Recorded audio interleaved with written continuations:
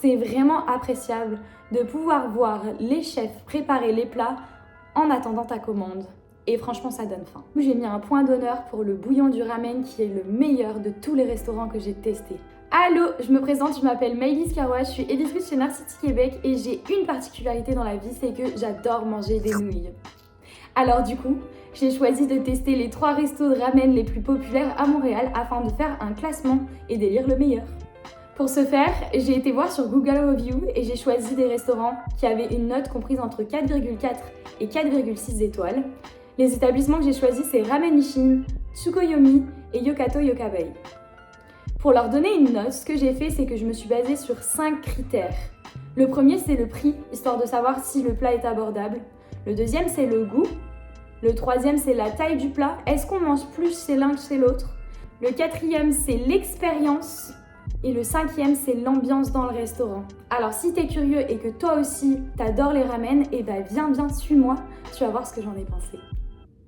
Le tout premier resto que j'ai testé, c'est Ramen Ishin. Il est situé sur l'avenue Mont-Royal, non loin du métro.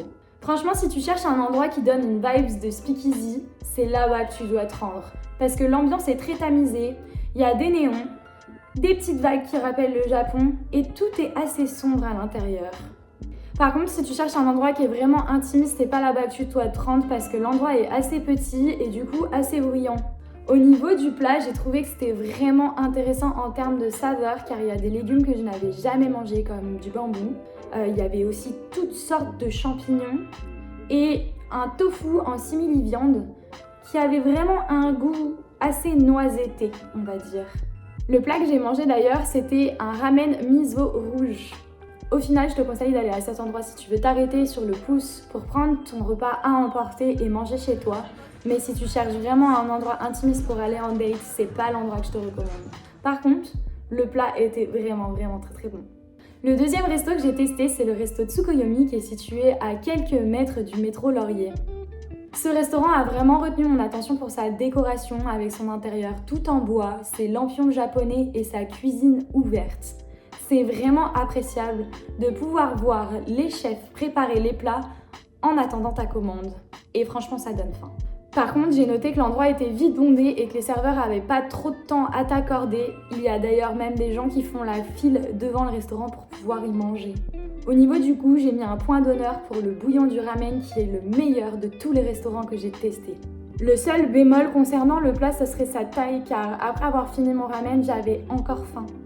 Et en dernier, je me suis rendue chez Yokato Yokabai.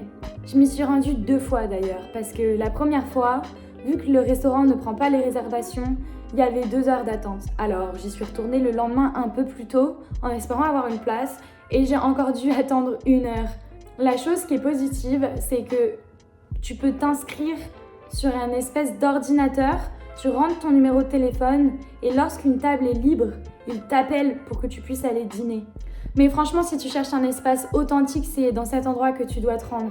Déjà, tu vas faire ta commande sur une feuille avec un stylo. Oui, comme à l'ancienne quand tu allais au resto japonais.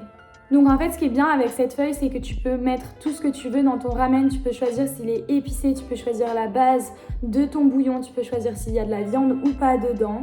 D'ailleurs, le plat était tellement grand et tellement copieux que j'ai demandé à emporter le reste chez moi et ça m'a fait un 2e repas.